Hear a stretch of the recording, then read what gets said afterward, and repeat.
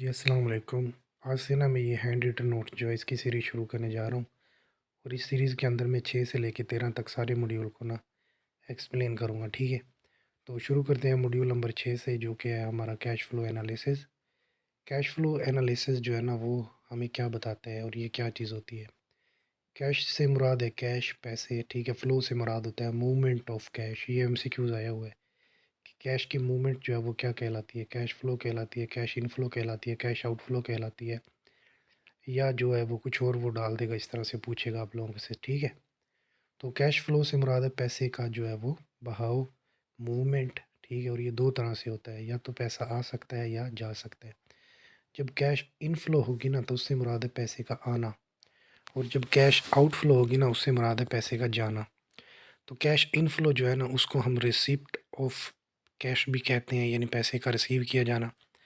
और जो आउटफ्लो है ना कैश आउटफ्लो, उससे मुराद पेमेंट ऑफ कैश यानी पैसे का जाना भी कहलाता है। तो जो कैश इनफ्लो होती है ना उसके अंदर हमारे पास पैसा कहाँ कहाँ से आ रहा होता है।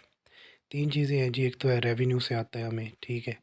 उसके बाद बोरोइंग, यानी अगर हम कोई चीज़ बोरो करते हैं ना, बैंक में से पैसा लेते हैं या किसी भी फाइनेंशियल इंस्टीट्यूशन से लेते हैं, तो वो भी बोरोइंग कहलाता है, ठीक है। उसके बाद इक्विटी जो होता है, यानी कि हम अपने जो है वो शेयर जो है ना वो इशू कर देते हैं, ठीक है। तो उससे भी हमें जो है वो पैसा आएगा, यानी कैश इनफ्लो होगा। तो कैश इनफ्लो के अंदर सबसे पहले जो रेवेन्यू है, ये मेजर जो है ना वो कैश इनफ्लो का एक ज़रिया होता है, जिसके थ्रू हमें रेगुलर जो है ना वो इनकम आ रही होती है। जब दरअसल रेवेन्यू से मुराद आपकी सेल्स इनकम होती है, ठीक है। तो जो सेल्स इनकम जो होती है ना, उससे आपकी रेगुलर इनकम आ रही होती है। मिसाल के तौर पे आप फैक्ट्री के अंदर जूते बना रहे हैं, ठीक है। तो वो जूते जितने बनते जाएंगे, प्रोडक्शन चल रही है, आपका प्रोसेस चल रहा है, ठीक है। इन्वेंट्री जो है वो यूज़ में आ रही है और आप चीज़ें बना के बेच रहे होते हैं, उससे एक रेगुलरली जो है ना आपको रेवेन्यू जो है ना वो सेल्स जो है ना उसके थ्रू आपको आपका पैसा जो है वो आ रहा होता है। तो ये जो पैसे आ रहे होते हैं ना रेवेन्यू के थ्रू, इसको रेगुलर सोर्स ऑफ इनकम भी कहा जाता है, ठीक है। और ये कैश इनफ्लो होती है रेवेन्यू से। उसके बाद आ गया बोरविंग। बोरविंग क्या है? ये होता है कि आप ना बोरो कर लेते हो, बैंक से लोन ले लेते हो, ठीक है। तो इस चीज़ का नाम बोरविंग है। और आप बैंक से जो है ना वो पैसे जब लेते हो तो वो अपनी ज़रूरत के मुताबिक लेते हो, और जब ज़रूरत पड़ती है उसी वक्त लेते हो। इसलिए जो ये बोरोइंग का प्रोसेस होता है ना, बोरोइंग करना होता है, ये फाइनेंसिंग का सोर्सेज जो बोरोइंग के थ्रू होता है, ये रेगुलर नहीं होता, ठीक है। ओनली व्हेन यू रिक्वायर्ड, जब आपको ज़रूरत होती है आप उसी वक्त बोरो करते हो। उसके बाद आ गया जी इक्विटी। इक्विटी क्या है जी? कि जब शेयर आप इशू कर देते हो ना, कॉमन शेयर, प्रीफर्ड शेयर, तो उस वक्त भी आपको पैसा आएगा। यानी कि इशुएंस ऑफ शेयर जो है ना, कॉमन शेयर, प्रीफर्ड शेयर, उससे भी आपको पेमेंट आती है। वो भी एक सोर्स ऑफ इनकम है, इसलिए उससे भी कैश इनफ्लो होती है। उसके बाद है कैश आउटफ्लो। आउटफ्लो से मुराद है पैसे का जाना, यानी पैसे की पेमेंट, पैसा पे करना, ठीक है। या फिर कह दो कि पैसा आपके हाथ से जब जा रहा होता है तो वो कहाँ कहाँ जाता है, उसकी एप्लीकेशन क्या क्या है, ठीक है। उसके बाद सबसे पहले तो आ जाता है जी यहाँ पे जो हमने रेवेन्यू पढ़ा था ना, तो रेवेन्यू के बिल्कुल कंट्रास्ट के अंदर ना उसका ऑपोजिट होता है, वो होता है एक्सपेंस। यानी रेवेन्यू यानी सेल वगैरह के थ्रू आपकी पेमेंट आ रही होती है, और एक्सपेंस के थ्रू डायरेक्टली जो चीज़ें हैं ना वो आप मतलब कि जब बना रहे होते हो तो आपको पेमेंट लग भी रही होती है, तो वो आपका एक्सपेंस के तौर पे जो है वो पैसे जा रहे होते हैं। उसके बाद आ जाती है जी आपकी रीपेमेंट। वो किसके अगेंस्ट होती है? वो होती है आपकी बोरोइंग के, बोरोइंग की अगेंस्ट है। तो बोरो के अंदर आप पैसे वगैरह जो है वो बैंक वगैरह से लेते हो, ठीक है। लोन बॉन्ड वो बोरो करते हो, ठीक है। तो वो जो होती है उसकी फिर आपको एक पेमेंट भी करनी होती है, यानी आप रीपेमेंट करते हो उन इंस्टॉलमेंट की जो आपने बैंक से ली होती है, ठीक है। और उन इंस्टॉलमेंट के ऊपर एक आप मार्कअप भी देते हो, जिसका मतलब है कि इंटरेस्ट वगैरह पे करना होता है आपने, ठीक है। तो ये उसके अगेंस्ट हो गया। दूसरा जो पॉइंट था, ये ज़बानी याद कर लेने हैं सारे के सारे, इसमें से शॉर्ट और एमसीक्यूज बन रहे हैं, बहुत इंपॉर्टेंट। उसके बाद आ गया जी हमारा डिविडेंड। अब डिविडेंड किसके अगेंस्ट होता है?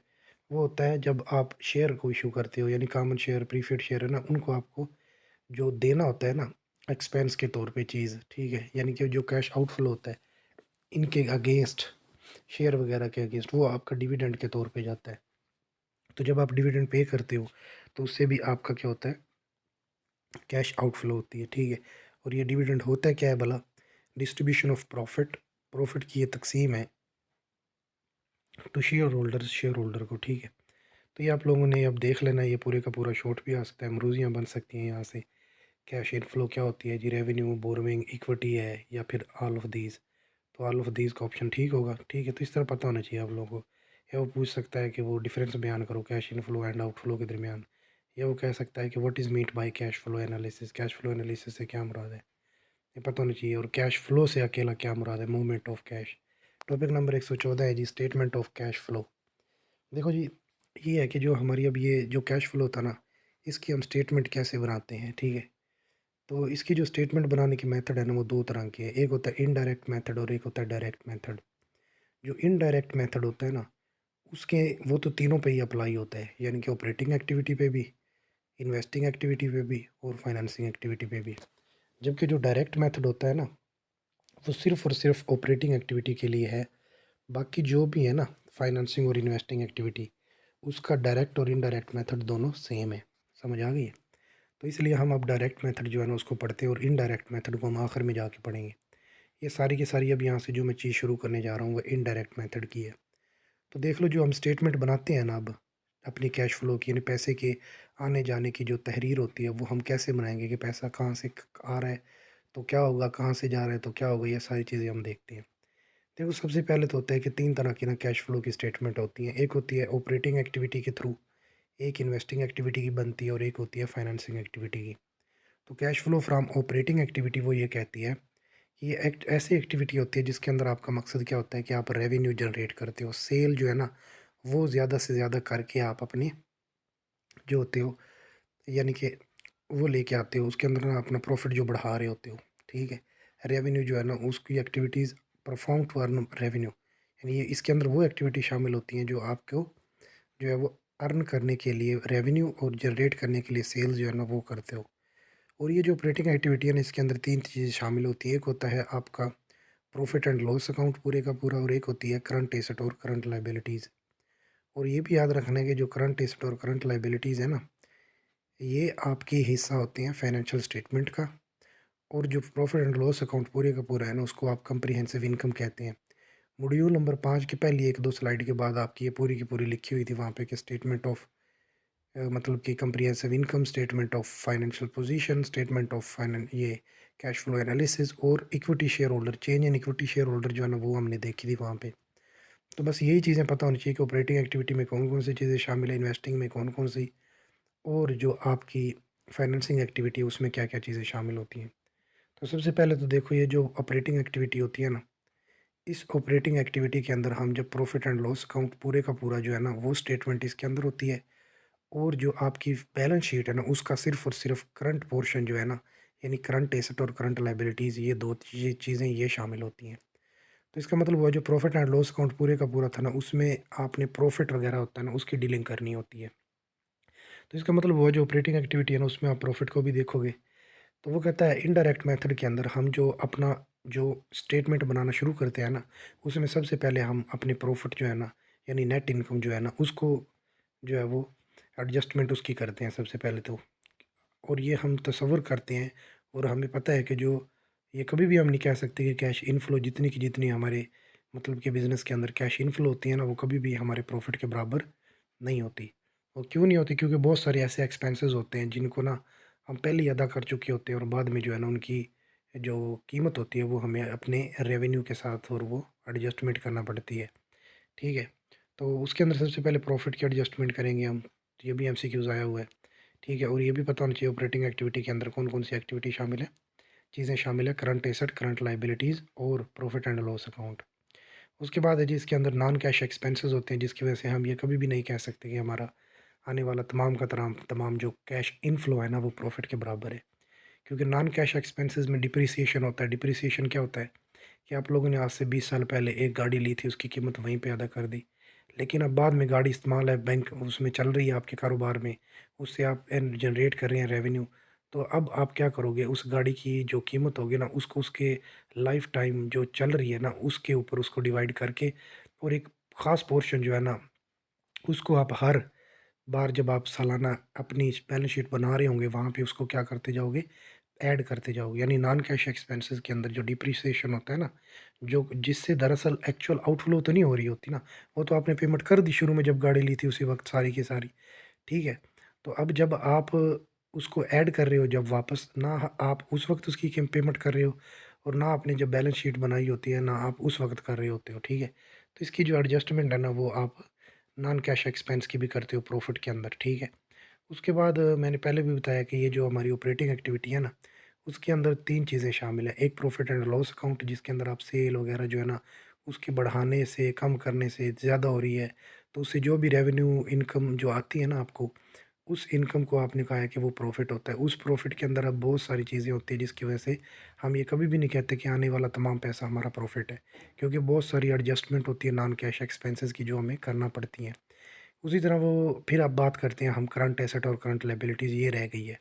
यानी कि हमने जो प्रॉफ़िट एंड लॉस अकाउंट है ना उसकी ज़िक्र कर लिया अब, उसकी एडजस्टमेंट करते हैं। सबसे पहले तो हम उसके अंदर जो नॉन कैश एक्सपेंसेस होते हैं उनकी जो है वो उनको ऐड किया जाता है। उसके बाद हमारे पास आ गया अब करंट एसेट और करंट लायबिलिटीज़। ये ऊपर वाली जो 3 चीज़ें हैं ना, रिसीवेबल, इन्वेंटरी और प्रीपेमेंट, ये हमारे करंट एसेट्स कहलाते हैं, ठीक है? तो ये करंट एसेट जो है ना तीनों के तीनों ऊपर वाले और नीचे वाली करंट लायबिलिटीज़ है। इनके अंदर भी अगर कोई भी तब्दीली होती है ना, वो भी हम उस ऑपरेटिंग एक्टिविटी के अंदर परफ़ॉर्म करेंगे, ठीक है? अगर ये बढ़ रही हैं रिसीवेबल, कम हो रहे हैं, तो उनको ऐड करेंगे या माइनस करेंगे प्रॉफ़िट के अंदर, क्या करना है, तो ये भी हम सारे का सारा ऑपरेटिंग एक्टिविटी में देखते हैं। उसके बाद आगे इन्वेस्टिंग एक्टिविटी। बच्चों मैं पहले भी बता चुका हूँ कि मॉड्यूल नंबर 5 के अंदर जो पहली जो लिखी हुई थी ना वहाँ पे कि फाइनेंशियल पोजीशन हमें बताती है हमारी दरअसल बैलेंस शीट। तो बैलेंस शीट का एक छोटा पोर्शन था ना करंट एसेट और करंट लायबिलिटीज़ का, वो तो हमने ले लिया अब ऑपरेटिंग एक्टिविटी में। अब उसके अंदर रह गई है चीज़ें जी, एसेट के अंदर रह गया फिक्स्ड एसेट रहता है अभी, ठीक है? और लायबिलिटीज़ के अंदर रह गई है लॉन्ग टर्म लायबिलिटीज़ और इक्विटी शेयर होल्डर पूरी की पूरी जो है ना, वो पोर्शन बाकी है अभी, ठीक है? तो ये जो इन्वेस्टिंग एक्टिविटी है ना, इसके अंदर सिर्फ़ और सिर्फ़ हमने उस फाइनेंशियल पोजीशन यानी बैलेंस शीट का ना फिक्स्ड एसेट वाला जो पोर्शन है ना, वो लेना है। अब फिक्स्ड एसेट को ही तो हम नॉन करंट एसेट भी कहते हैं, नॉन करंट इन्वेस्टमेंट भी इसी में होती हैं, ठीक है? और लॉन्ग टर्म इन्वेस्टमेंट भी इसी में होती हैं, ठीक है? तो बात एक ही है। यानी कि फिक्स्ड एसेट जिन्होंने 1 साल से ज़ायद अरसे के लिए हमारे बिज़नेस के अंदर चलना होता है और उनकी बहुत बड़ी हमने कीमत जो है वो अदा करनी होती है ना, इस तरह के जो एसेट होते हैं ना लॉन्ग टर्म वाले, ठीक है? उनको जो है ना वो हम इन्वेस्टिंग एक्टिविटी में देखते हैं। उसके अंदर आ जाता है कि फ़िक्स्ड एसेट में अगर कोई भी तब्दीली होगी ना, फ़िक्स्ड एसेट में चेंज होगी, वो इन्वेस्टिंग एक्टिविटी का हिस्सा होगी। लॉन्ग टर्म इन्वेस्टमेंट यानी 1 साल से ज़्यादा अरसे के लिए चलने वाली इन्वेस्टमेंट कर रहे हैं। कोई गाड़ी ले ली, कोई जो है वो हमने जगह ले ली, कोई प्लांट लिया है, तो वो भी सारी की सारी फ़िक्स्ड एसेट जो है ना वो कहलाते हैं और उनकी इन्वेस्टमेंट भी है। वो उनकी जो मतलब कि हम स्टेटमेंट है वो भी हम इन्वेस्टिंग एक्टिविटी में देखते हैं। उसके बाद है जी इनटेंजिबल एसेट्स की चेंजेस। इनटेंजिबल एसेट्स क्या होते हैं? कोई भी कंपनी जो है वो फार्मूला यूज़ कर रही है, कोई भी कंपनी जो है वो एक ऐसा मतलब सॉफ्टवेयर यूज़ कर रही है जो उसने लिया हुआ है, ठीक है? उससे वो अपनी साबुन का जो है वो ऊपर वाला कवर होता है वो बना रही है, ठीक है? तो एक ही बार उन्होंने पे तो कर दिया था उस वक़्त उसका वो, ठीक है? लेकिन वो बाद में जो है ना उसकी हम तब्दीली करते हैं, ठीक है? तो उसके अंदर वो जो ऐसा मतलब कि एक्सपेंस जो हमने पहले किया होता है इस तरह की चीज़ों पे ना, जिनको आप छू नहीं सकते, लेकिन सॉफ्टवेयर वगैरह इस तरह के कोई फ़ार्मूलाज़ हैं वो आप इस्तेमाल करके अपनी कंपनी में जो है वो रेवेन्यू जनरेट कर रहे होते हो, प्रॉफ़िट आपको आ रहा होता है, तो उस तरह की चीज़ों के अंदर भी जो तब्दीली होती है ना, क्योंकि वो ज़्यादा देर के लिए चलना होता है, 1 साल से ज़ायद के लिए चला रहे होते हो आप। बाज़ औक़ात लाइफ़ टाइम भी वो चलती रहती हैं चीज़ें। तो इस तरह से इस तरह की इन्वेस्टमेंट होती है ना जो लॉन्ग टर्म होती हैं, ठीक है? उन सारों को हम इन्वेस्टिंग एक्टिविटी में देखते हैं। अब रह गया पोर्शन हमारा जी एक लॉन्ग टर्म लायबिलिटी रह गया है और इक्विटी शेयर होल्डर रह गया है। जब आप बच्चों मॉड्यूल नंबर 5 के स्लाइड नंबर 2 या 3 के बाद जहाँ पे फाइनेंशियल स्टेटमेंट लिखी होंगी ना, वहाँ पे लिखी होगी फाइनेंशियल पोजीशन और सबसे पहले उसने फिर फाइनेंशियल पोजीशन की वज़ाहत की होगी। वहाँ पे ऊपर लिखा होगा एसेट, फिर लिखा होगा लायबिलिटीज़ और अगली ही स्लाइड के ऊपर लिखा होगा इक्विटी। तो ये तीनों की तीनों चीज़ें हैं ना फाइनेंशियल पोजीशन का हिस्सा थी। तो इक्विटी रह गया था ना पोर्शन इसका और एक रह गया था लॉन्ग टर्म लायबिलिटीज़, क्योंकि शॉर्ट टर्म जो थी वो तो हमने करंट लायबिलिटी जिसको हम कहते हैं वो तो हमने पढ़ ली ऊपर। अब ये जो 2 चीज़ें रह गई हैं ना लॉन्ग टर्म लायबिलिटीज़ और इक्विटी शेयर होल्डर की पोजीशन, ये पोर्शन जो है वो इक्विटी का पोर्शन, ये भी हम फाइनेंसिंग एक्टिविटी में ज़िक्र करेंगे। और फाइनेंसिंग लायबिलिटीज़ जो होती है ना यानी वो लायबिलिटी वो देनदारियाँ जो फाइनेंशियली हमने देनी है और उनका दौरानिया शॉर्ट टर्म है, वो भी हम फाइनेंसिंग एक्टिविटी में पढ़ते हैं, ठीक है? यानी शॉर्ट टर्म फाइनेंसिंग लायबिलिटीज़ वो भी हमने इसी एक्टिविटी में पढ़नी है। तीनों चीज़ें याद रख लो, मुरुज़ ही आ रही होती हैं।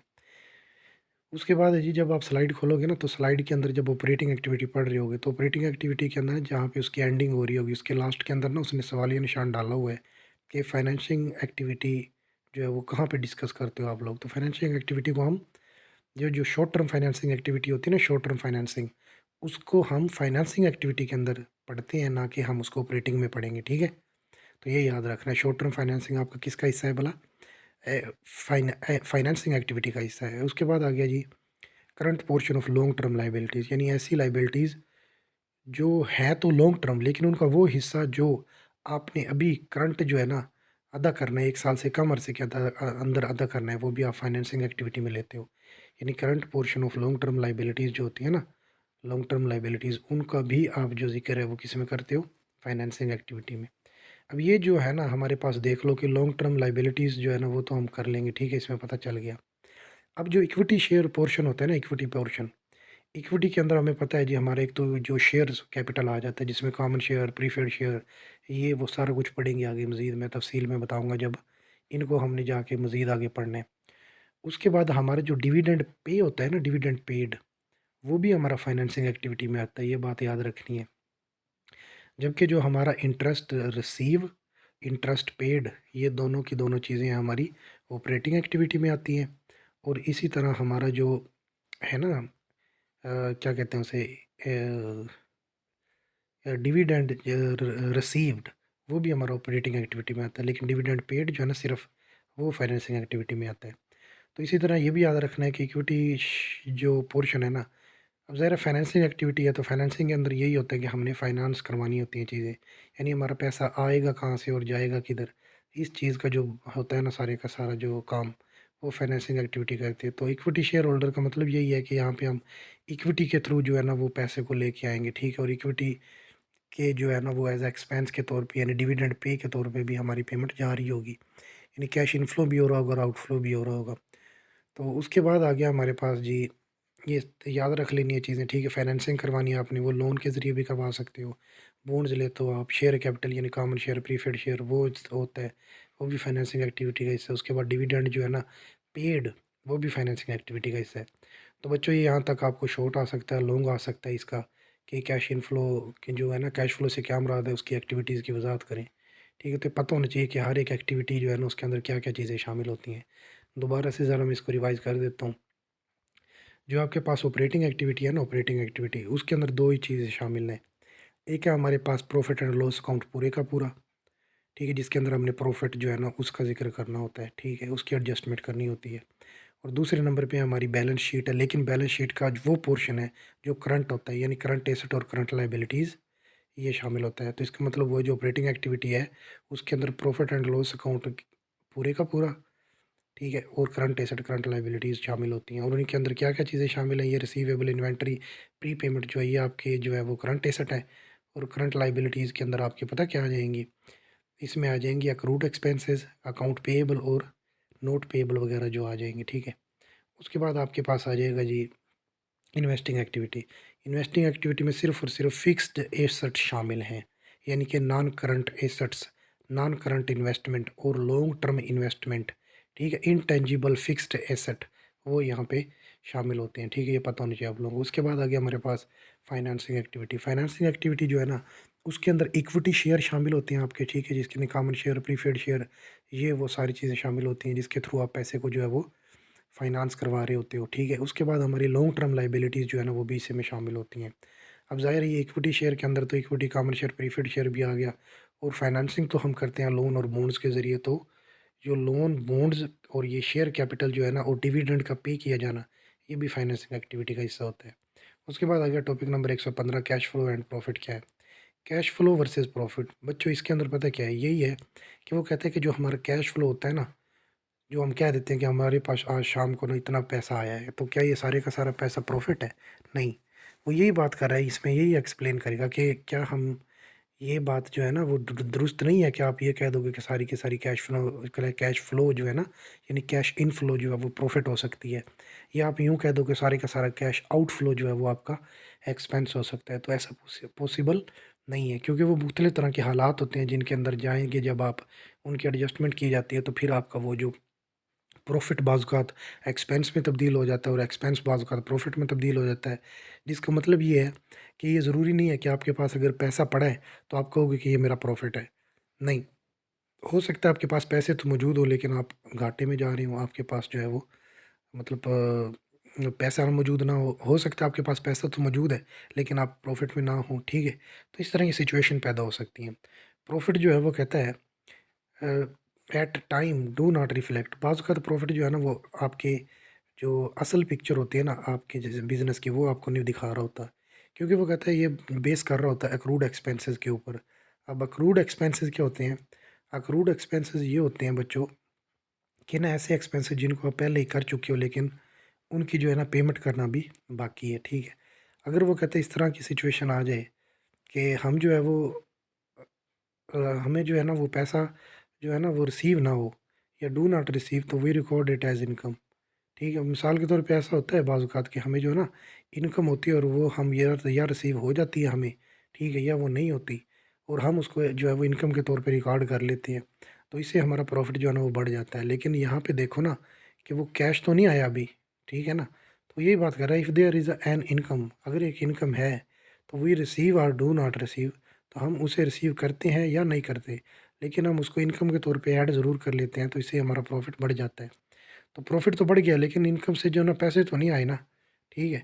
तो रिसीव हो या ना हो तो हम उसको ऐड कर लेते हैं। इस तरह से हमारा जो कभी भी हम ये नहीं कह सकते हमारा प्रॉफ़िट जो है वो सारे का सारा कैश इनफ्लो जो है वो प्रॉफ़िट के बराबर हो सकता है। तो ये सारी चीज़ें आप लोगों ने देख लेनी है जो मैंने ऊपर बताई। यहाँ पे मैंने कुछ छोड़ा तो नहीं है टॉपिक। तो डिप्रिसिएशन होता है, नॉन एक्चुअल कैश फ्लो तो होती नहीं है, सही मैंने बता दिया था। ठीक है? ये भी सारी चीज़ें जो हैं वो मैंने बताई हैं, ठीक है? ये भी मैंने बता दी इंस्टॉलमेंट वगैरह वाला सारा कुछ।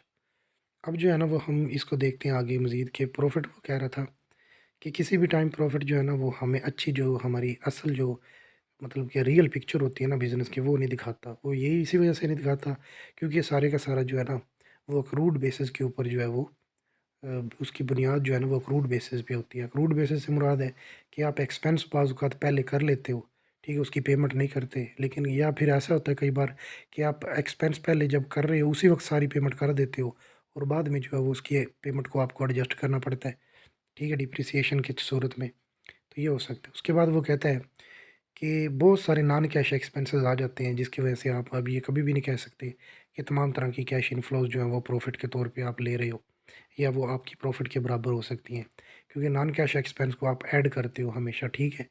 उसके बाद वो कहता है change in method of valuation, अगर आप उस वैल्यू जो है वो यानी प्रॉफ़िट को निकालने के मुख्तलिफ़ फ़ार्मूले इस्तेमाल करोगे, मुख्तलिफ़ टेक्नीक्स यूज़ करोगे जो कि कैपिटल बजटिंग टेक्नीक्स में हमने पढ़ी हैं। तो उन टेक्नीक्स के थ्रू जो है वो मेरा वीडियो लेक्चर जो है ना इसके ऊपर पहले भी एक सीरीज़ स्लाइडों वाली अपलोड हो चुकी है। इसलिए मैं कह रहा हूँ कि हमने पढ़ी थी पहले। तो इसलिए आप लोगों ने वो भी देख लेनी है अच्छे से, ठीक है? और उसको लाज़मी देखें क्योंकि वहीं से एमसीक्यूज़ शॉर्ट और लॉन्ग जो है ना वो उसी तरतीब से बनने आपको पता होगा कि वो वीडियो वाले कौन-कौन से टॉपिक जो है वो टच है। तो इस तरह मुख्तलिफ़ तरह की टेक्नीक्स यूज़ करने से भी आपकी प्रॉफ़िट जो है वो कम ज़्यादा हो सकता है, ठीक है? नॉन कैश एक्सपेंसेस बहुत सारे हो रहे होते हैं बाज़ औक़ात, उनकी एडजस्टमेंट करनी होती है आपने। तो ये वजूहात हैं जिनकी वजह से हम ये नहीं कह सकते कि तमाम तरह की कैश इनफ्लो जो है वो प्रॉफ़िट के बराबर है। इसी तरह वो कहता है जो कैपिटलाइज़िंग एक्सपेंसेस होते हैं बाज़ औक़ात यानी ऐसे एक्सपेंसेस जो डायरेक्टली आपके एसेट के साथ जुड़े होते हैं, ठीक है? शोइंग एन एक्सपेंस यानी इसका मतलब है कि एक एक्सपेंस का शो किया जाना एक एसेट के तौर पे, वो एक फाइनेंशियल स्टेटमेंट के अंदर। तो ये कैपिटलाइज़िंग एक्सपेंस कहलाता है। मिसाल के तौर पर चाइना से ना आपने कोई चीज़ मँगवाई है, ठीक है? वो आ गई है आपके बिज़नेस में आके काम करना, प्लांट ने शुरू कर दी है। तो क्या आपने जो वहाँ पे कॉस्ट पे किया वही बस उसकी कॉस्ट हुई है? नहीं, ऐसा नहीं है। जब आपने उसको चाइना से इधर तक लेके आए हो तो उसके लाने में भी कोई ना कोई एक्सपेंस लगी होगी। तो वो एक्सपेंस भी उसके एसेट के साथ जुड़ी हुई है। तो इस चीज़ का नाम वो कहता है कि it mean showing an expense as an asset, कि एक एक्सपेंस को एक एसेट के तौर पे शो करवाना। तो ये भी आपका जो है वो कैपिटलाइज़िंग एक्सपेंसेस जो है ना वो भी आपके प्रॉफ़िट को कम कर देते हैं। उसके बाद कुछ ऐसी हालात होती है जहाँ पे ना आप उधार जो है ना वो चीज़ें दे देते हो, प्रोडक्ट दे देते हो, आप उधार पे सेल कर रहे होते हो। जब उधार पे सेल करते हो तो आपका अकाउंट रिसीवेबल जो है ना वो बन जाता है। यानी एक ऐसा अकाउंट होता है जिसके अंदर आपने पैसे अभी लेने हैं। तो ऐसे पैसे जब वो आएँगे तो वो एज़ अ रेवेन्यू आपके पास आएँगे। तो अब हो सकता है आपने ना सारी की सारी आज सेल की है 30,000 की, लेकिन वो सारी की सारी आपने अकाउंट जो है ना वो रिसीवेबल पे की है, जिसका मतलब ये हुआ कि आपने उधार क्रेडिट पे वो की है। तो इससे ये मुराद नहीं है कि आप नुकसान में हो। पैसा तो आपके पास नहीं है, लेकिन हो सकता है नॉट कैश बट लेकिन प्रॉफ़िट हो ये वाली सिचुएशन पैदा हो सकती है, ठीक है। तो वो रेवेन्यू की सूरत में रिसीवेबल जो है वो आने होते हैं, वो भी एडजस्टमेंट करनी होती है हमने। इसी तरह कुछ पेएबल होते हैं, यानी आपने पे करना है किसी को और आपने वो दिए नहीं अभी तक, तो वो जब जाएँगी चीज़ें, वो जो पैसा जाएगा जो आपने अभी तक दिया नहीं है, लेकिन वो भी आपका पेएबल जो है ना वो कॉस्ट या एक्सपेंस के तौर पे आप लेते हो, ठीक है। तो ये इन सारी वजूहात की वजह से ना, यानी नॉन कैश एक्सपेंसेस होते हैं, change in method of valuation करने से, कुछ कैपिटलाइजिंग एक्सपेंसेस होते हैं, ठीक है। और ये एसेट के होते हैं कैपिटलाइजेशन, जो एक्सपेंसेस होते हैं ना, ये एसेट के होते हैं, याद रखनी है, मुरूज़ी आई हुई थी। वहाँ पे लिखा होता है करंट लायबिलिटीज़, एसेट, ठीक है। और भी बहुत सारी चीज़ें लिखी हुई थी, इक्विटी किस-किस थ्रू होता है। तो भई ये जो कैपिटलाइजिंग एक्सपेंस होता है वो आपके एसेट के साथ जुड़ा होता है। उसके बाद आ गया जी आपके पास cash and profit. Cash and profit क्या है? जी, वो कहता है प्रॉफ़िट जो है ना वो कभी भी ऐसा नहीं होता कि वो कैश हो, ठीक है? और हो सकता है प्रॉफ़िट तो है आपका लेकिन आपके पास कैश मौजूद ना हो, ये सूरतें भी हो सकती हैं। ऐसा भी हो सकता है कैश तो है आपके पास लेकिन वो प्रॉफ़िट नहीं है, ठीक है? अब वो कहता है कैश से मुराद दरअसल ना आपके पैसे की मूवमेंट होती है कि पैसे के अंदर पैसे का बिज़नेस में आना और चले जाना।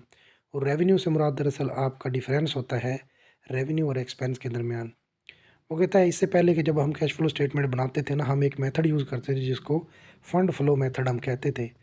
और उसके थ्रू हम मुख्तलिफ़ तरह का फ़ंड जो है ना उसको डिफ़ाइन करते थे। लेकिन आज जो है ना, आज के दौर में हम जो है वो कैश फ्लो स्टेटमेंट बनाते हैं, ठीक है। उसके बाद आ गया हमारे पास कि कैश जो फ्लो होता है ना आपका, उसके सोर्सेज़ क्या हैं और एप्लीकेशन क्या है। सोर्स से मुराद दरअसल क्या है कि पैसा कहाँ से आएगा, जब आएगा तो उसका मतलब क्या हुआ, कैश इनफ्लो। और एप्लीकेशन से मुराद क्या है कि इस्तेमाल, जब इस्तेमाल करोगे तो पैसा जाएगा। तो इस्तेमाल से क्या मुराद हुआ, आउटफ्लो। ये भी मरूज़ी आई हुई है, बहुत इंपॉर्टेंट है। इनफ्लो और आउटफ्लो बताओ क्या है? या कैश का जो सोर्स होता है उसको हम क्या कहते हैं, inflow, outflow, none of these या बोथ। तो इस तरह से पता होना चाहिए। तो कैश के सोर्सेज़ क्या होते हैं, पहले भी बता चुका हूँ। सबसे बड़ा जो सोर्स होता है ना वो रेवेन्यू है। यानी आप चीज़ें, जूते बना रहे हो, फैक्ट्री में कोई भी चीज़ बना रहे हो, उसको सेल कर रहे हो, उससे जो आपके पास पैसा आ रहा है ना वो आपका कैश फ्लो का सोर्सेज़ होता है। वो कहता है अगर आप किसी भी बैंक बिज़नेस के अंदर काम कर रहे हो, आप लॉयर हो, वकील हो, अकाउंटेंट हो, तो वहाँ पे आप एक तनख्वाह ले रहे होते हो, उस तनख्वाह को ना आप रेवेन्यू कहते हो। लेकिन अगर आप कोई भी फैक्ट्री के अंदर काम कर रहे हो और वहाँ पे आप गुड्स वगैरह को क्या करते हो, सेल कर रहे हो, तो वहाँ पे जो जनरेट होगा ना, वो रेवेन्यू जो जनरेट होगा उसको आप सेल्स या इनकम का नाम दोगे, ठीक है? और ये भी पॉसिबिलिटी है कि इस तरह की सेल जो है ना वो आप जनरेट करते हो कि जिनके ऊपर आप जो है वो कुछ डिस्काउंट वगैरह दे देते हो, तो उस तरह से फिर उस अमाउंट जो है ना वो आपकी सेल की वो कम हो जाती है, ठीक है? तो रेवेन्यू या सेल जो होती है ना उसको भी एडजस्ट करने की ज़रूरत होती है, जिसको आपने डिस्काउंट दिया होता है, उस वजह से। फिर दूसरे नंबर पे ये होता है कि कलेक्शन फ्रॉम रिसीवेबल। अब हम पढ़ रहे हैं दरअसल सोर्स ऑफ कैश, यानी कैश के जो सोर्स क्या है, ज़रिए कौन-कौन से हैं, पैसा कहाँ-कहाँ से आएगा, कैश इनफ्लो कहाँ-कहाँ से होती है। तो पहला तो हमने पढ़ लिया कि रेवेन्यू जो होता है ना, सेल वगैरह आप करते हो, चीज़ें बेचते हो तो उससे पैसा आता है, तो वो रेवेन्यू पहला सोर्स है। और ये हमने पहली स्लाइडों में भी पढ़ा है, यानी ऊपर भी पढ़ा है, टॉपिक शुरू में ही जब आया था। उसके बाद हमारे पास था जी कलेक्शन फ्रॉम रिसीवेबल। अब ये भी आपके सोर्स जो है ना उसका ज़रिया है। मिसाल के तौर पे आपने ना उधार पे कोई चीज़ बेची है ना, तो वो पैसे आपके अब उधर खड़े हो गए बंदे के पास, तो वो पैसा आपने लेना है।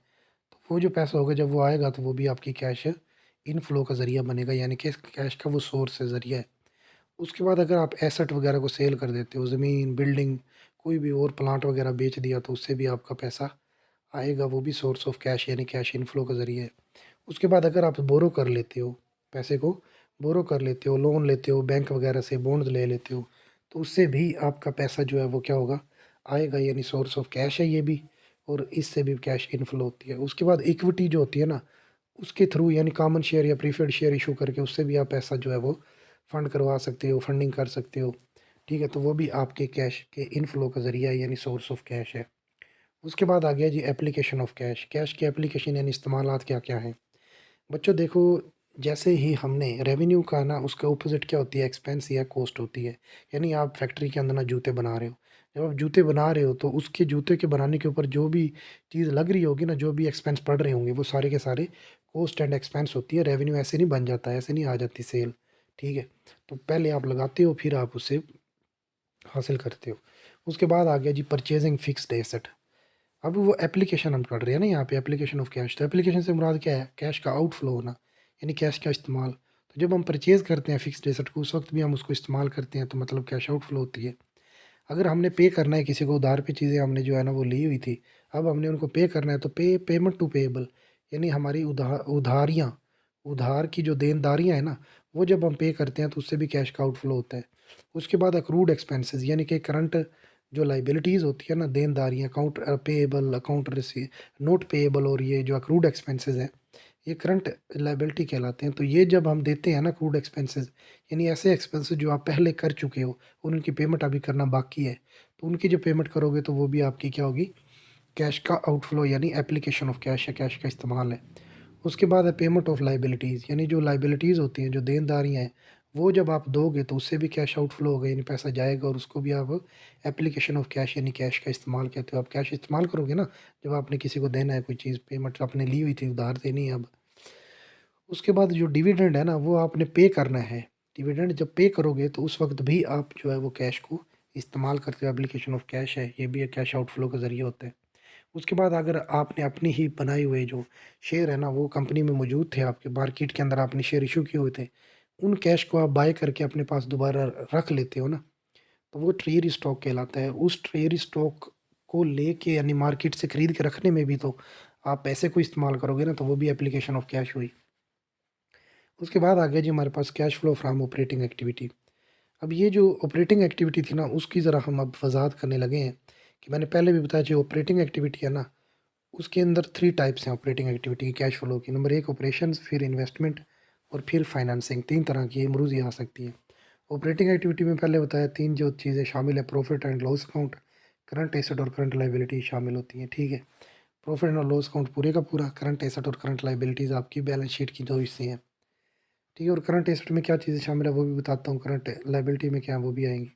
ऑपरेटिंग एक्टिविटी का फॉर्मेट क्या होता है? सबसे पहले तो मैंने बताया था कि ऑपरेटिंग एक्टिविटी में ना, जो प्रॉफिट एंड लॉस अकाउंट है, उसके अंदर मौजूद जो प्रॉफिट होता है ना, यानी नेट इनकम जो है, उसकी एडजस्टमेंट की कर दी जाती है, ठीक है, की जाती है। प्रॉफिट आफ्टर टैक्स यानी पैट जो होता है ना, अगर पैट जो है और कैश इनफ्लो दोनों के दोनों बराबर हो गए, यानी कि आपने एक्सपेंस वगैरह देने के बाद सारा कुछ, और जो पैसा आपके पास आया था वो सारा कुछ निकालने के बाद आपके पास जो भी बैलेंस बचा है ना, अगर तो आपका प्रॉफिट आफ्टर टैक्स, टैक्स देने के बाद जो भी प्रॉफिट बचा है वो, और जितनी कैश इनफ्लो हुई थी वो बराबर हो गई, तो इसका मतलब आपको एडजस्टमेंट करने की कोई ज़रूरत नहीं है, और इट इज़ वेरी रेयर, ये बहुत कम होता है। देखो ना, ये कैसे हो सकता है कि मैं ना एक्सपेंस किए जा रहा हूँ, ये इसी सूरत में पॉसिबल है कि मैं ना चुप होके बैठा हूँ, मैंने कहीं भी कोई 1 रुपया भी नहीं देना किसी का भी, और आज जो मेरे पास 1 लाख रुपया फॉर एग्ज़ाम्पल आया है ना, मैं उसको कह देता हूँ कि आज मेरी सारी फैक्ट्रियाँ जो है ना वो आसमान वाले ने चलाई हैं, ठीक है, अल्लाह पाक ने चलाई हैं, ठीक है। और हम जो ये कह देते हैं कि जो है ना, जी मैंने जेब से कुछ भी नहीं लगाया, ठीक है, आज, और वो मेरे पास जो इनकम आई है, भई हरकत में बरकत, अल्लाह पाक भी कहते हैं लगाओगे तो फिर ही आएगा ना। तो इसलिए ये बहुत कम चांसेस होते हैं कि आप लोग बिल्कुल कुछ भी ना लगाओ और उससे आप कह रहे हो कि मेरे पास जो है ना वो पानी का नलका जो है वो खुद ब खुद चलता रहे और पानी आता रहे, ऐसा नहीं होता। लगाओगे तो आएगा, ये उसी सूरत में हो सकता है कि आपने ना जितना एक्सपेंस किया था ना, वो भी सारा कुछ देने के बाद जो आपके पास टोटल एक्सपेंस था वो, और जो आपने आज शाम को आया है पैसा वो, दोनों को दोनों चीज़ें जो है ना वो बराबर हो गई हैं। तो इस सूरत में यानी पैट आफ्टर टैक्स, पे आफ्टर टैक्स, यानी कि प्रॉफिट आफ्टर टैक्स और कैश इनफ्लो जो है ना वो बराबर हो गई है।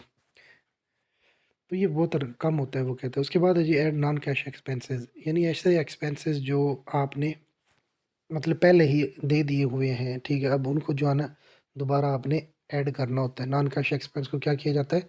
ऐड किया जाता है। उसके बाद ऐड डिक्रीज़ इन करंट एसेट। एक बात याद रखनी है कि ये जो करंट एसेट और करंट लायबिलिटीज़ का पोर्शन होता है ना इसके अंदर, यानी ऑपरेटिंग एक्टिविटी के अंदर हमने कहा था ना प्रॉफिट एंड लॉस अकाउंट शामिल होगा। उसके अंदर हमने प्रॉफिट जो है ना, यानी नेट इनकम जो है उसकी एडजस्टमेंट करनी है। तो उसकी एडजस्टमेंट में सबसे पहले क्या होता है कि अगर कोई नॉन कैश एक्सपेंस हुआ है ना पहले, तो उसको तो पहले सबसे पहले तो आप ना उस प्रॉफ़िट वाली अमाउंट के अंदर ऐड करोगे, ऐड बैक कर दोगे। उसके बाद रह गया अब 2 चीज़ें, एक करंट एसेट और एक करंट लायबिलिटीज़।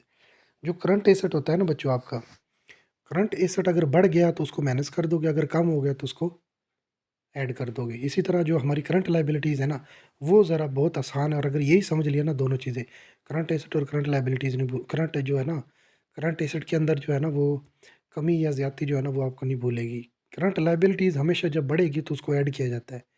ठीक है, और जब कम होगी तो उसको माइनस किया जाता है, बस ये याद रख लो, ठीक है। उसके बाद आ गया हमारे पास cash flow from operating activity के अंदर कि अब नॉन कैश एक्सपेंसेस कौन से थे जिनका हमने कहा था, अब ज़रा एक्सप्लेन कर रहा है वो प्रॉफिट के अंदर जो हमने कहा था ना कि नॉन कैश एक्सपेंस को ऐड कर देंगे बैक हम। तो उन नॉन कैश एक्सपेंस की वो वजाहत कर रहे हैं कि नॉन कैश एक्सपेंस जो होते हैं ना उसके अंदर सबसे पहले तो डिप्रिसिएशन होता है। डिप्रिसिएशन इज सिस्टमैटिक जो allocation of cost of an asset over it's useful life. यानी कि डिप्रिसिएशन से मुराद क्या है कि सिस्टमैटिक एलोकेशन होती है कि सिस्टमैटिकली आप एलोकेट कर देते हो उस एसेट की कॉस्ट को जो आपने पहले ही अदा कर दी है उसकी पूरी ज़िंदगी के ऊपर, कि थोड़ा थोड़ा करके उसका जो पहले आपने अदा किया हुआ है ना एक्सपेंस, उसकी पैसे पहले पे कर दिए थे, अब वो पैसे हमने एज अ इनकम के तौर पे दोबारा से थोड़े थोड़े करके जो उस से हमें प्रॉफिट हो रहा है उसको ऐड करते जाएंगे, ठीक है, ताकि हमारा बैलेंस के शीट के अंदर जो है ना प्रॉफिट एंड लॉस अकाउंट वो हम सही एग्जैक्ट जो है ना वो हमें बता सके अपनी रियल पिक्चर। उसके बाद अमोर्टाइजेशन होता है, ये भी एक नॉन कैश एक्सपेंस है, इनके नाम याद होने चाहिए सारों के। ब्रूजी में पूछ सकता है, ए बी सी डी के अंदर दे सकता है इनके नामों को, कोई और चीज़ बाहर से डाल देगा और उसको कहेगा कि बताओ नहीं है या नहीं है। तो अमोर्टाइजेशन क्या है? अमोर्टाइजेशन का मतलब है कि एलोकेट कर देना कॉस्ट ऑफ एक इनटेंजिबल एसेट, यानी कोई फार्मूला खरीदा था कंपनी ने साबुन बनाने वाला, अब उसके थ्रू आप साबुन बनाए जा रहे हो, इस्तेमाल कर रहे हो, लेकिन उस फार्मूले को ख़रीदते वक्त आपने उसकी जो असल कंपनी थी उसको पेमेंट कर दी है। तो अब उस फार्मूले को इस्तेमाल करते हुए आपसे जो इनकम हो रही है उसको आप एज मतलब कि ना अमोर्टाइजेशन जो है ना वो, यानी कि इनटेंजिबल एसेट का जो कॉस्ट है ना वो लोगे, तो उसको भी आप उसकी लाइफ टाइम के ऊपर डिवाइड करके ऐड बैक करते चले जाओगे, ठीक है। उसके बाद है राइटिंग ऑफ एसेट। इसका मतलब है कि mean asset was in book, कि वो बुक के अंदर जो है ना, बुक के अंदर आपने लिख लिया था, बुक वैल्यू के, बुक जो थी ना उसके अंदर आपने एसेट की एक प्राइस लिख दी थी, ठीक है, ऑफ अकाउंट, अकाउंट की। And we feel this asset has no value so, और अब हमें महसूस हुआ कि यार उस एसेट की तो कोई वैल्यू रही ही नहीं। अब इसको हम अगर बुक में से डिलीट कर देते हैं तो उसको डिलीट करने पे जो वैल्यू जो उसकी मतलब उस वक्त एग्जिस्ट कर रही होगी ना अगर, तो वो वाली वैल्यू जो है ना वो हम नॉन कैश के तौर पे वापस आउटफ्लो, उससे होती तो नहीं आउटफ्लो, तो वैसे तो नहीं हुई, लेकिन हम उसको दोबारा से वापस ऐड बैक कर लेते हैं, ठीक है। तो प्रॉफिट रिड्यूस हो जाएगा इससे, ठीक है। नॉन कैश एक्सपेंसेस जो है ना वो दोबारा ऐड बैक कर लिए जाते हैं। उसके बाद है प्रोविजन ऑफ बैड डेट्स, यानी कि ऐसी उधार जो आपने लोगों को दी हुई थी और वो बंदा भाग गया है आपके पैसे लेके और वो नहीं दे रहा, तो इस तरह की सिचुएशन के अंदर भी उसको आप बैड डेट के तौर पे दोबारा से क्या कर लेते हो, ऐड बैक कर लेते हो अपने प्रॉफिट की अमाउंट के अंदर। तो मनी होती है ये जो कि रिसीवेबल दैट नेवर रिटर्न, जो कभी वापस नहीं मिलती। इट इज़ लॉस, ये लॉस होता है, लॉस जो है वही क्रिएट एक्सपेंस के तौर पे हम लेते हैं उसको। और ये नॉन कैश आउटफ्लो है, यानी कि इससे पैसा जो है ना एक्चुअली गया नहीं है, लेकिन आपने एक उधार पे चीज़ दी थी, ठीक है, और वो बंदा आपसे पैसे उधार पे लेके चला गया था, आपसे तो पैसा तो नहीं गया ना, उससे आपने तो चीज़ दी थी, तो वो पैसा जो आपका वहाँ पे उस बंदे के पास जो चीज़ के पैसे थे ना, वो वाली अमाउंट दोबारा आप ऐड बैक कर लोगे एज अ एक्सपेंस के तौर पे। तो वो भी जो है ना adjustment of non cash expenses कहलाएगी। उसके बाद other provision for expenses, expenses के लिए और बहुत सारी चीज़ें जो है ना वो भी आप लोग देख रहे होते हो। उसके बाद अफेक्ट ऑन नेट प्रॉफिट। अब ये जो सारे के सारे नॉन कैश एक्सपेंस थे, इनका अफेक्ट क्या होगा नेट प्रॉफिट के ऊपर? वो कहता है they all were deducted from profit. वो कहते हैं ये सारे के सारे आपके प्रॉफिट में से डिडक्ट किए गए थे एज एक्सपेंस के तौर पे, बट लेकिन with no actual cash outflow, लेकिन इनसे कोई कैश आउटफ्लो नहीं हुई, आपका पैसा नहीं गया, तो इसलिए हम इनको दोबारा से ऐड बैक, यानी दोबारा हम उनको ऐड कर देंगे, ये याद रखना है। उसके बाद आ गया जी topic number 119, cash flow from operating activity. तो ये तीसरा टॉपिक है इसका कि impact of cost current asset change. जो करंट एसेट होते हैं ना उनकी तब्दीली देखेंगे अब हम, और करंट लाइबिलिटीज़ की देखेंगे। तो बच्चों सबसे पहले तो देख लो कि इसके अंदर ना ये होता है कि एक ओपनिंग बैलेंस होता है और एक क्लोजिंग बैलेंस होता है करंट एसेट के अंदर। अगर तो आपका क्लोजिंग बैलेंस ज़्यादा हो जाए, इंक्रीज़ कर जाए, तो इसका मतलब आपको प्रॉफिट हुआ है। देखो, मैं अब शुरू में आके दुकान पे बैठा हूँ सुबह-सुबह, मैंने जो दराज़ है ना अपना वो क्या कहते हैं उसको, वो खोला तो उसके अंदर ₹100 पड़ा हुआ था। तो ये था मेरा ओपनिंग बैलेंस। अगर मैं शाम को उठ के जब दुकान बंद करके जा रहा हूँ उस वक़्त मेरे पास ₹200 हों, तो इसका मतलब हुआ मेरी जो क्लोजिंग बैलेंस है ना वो ज़्यादा है। क्या है? ज़्यादा है। ये 300 था तो मैं कहता हूँ मेरा क्लोजिंग बैलेंस ज़्यादा है। जब क्लोजिंग बैलेंस ज़्यादा है तो इसका मतलब मेरी सेल हुई है, जब सेल हुई है तो इसका मतलब है मुझे प्रॉफ़िट हुआ है। ठीक है? जब भी क्लोजिंग बैलेंस ज़्यादा हो जाए तो इसका मतलब आपका जो है ना वो बैलेंस लास्ट ईयर से का ज़्यादा हो तो आपको क्या है वो क्लोजिंग बैलेंस है, तो करंट या करंट एसेट या करंट लायबिलिटी जो है वो क्या हो जाती हैं, it mean there is an increase in that current asset और लायबिलिटी। तो इसका मतलब है उसके करंट एसेट या लायबिलिटीज़ में इज़ाफ़ा हो गया है। ठीक है?